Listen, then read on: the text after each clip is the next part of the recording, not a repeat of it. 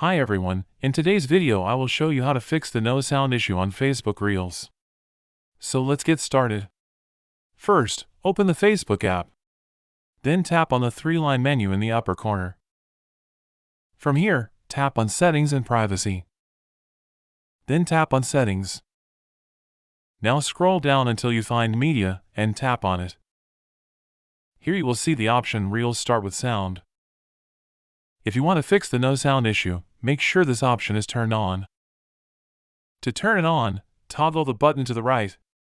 If you want Reels to start without sound, you can toggle it to the left to turn it off. And that's it. Thanks for watching.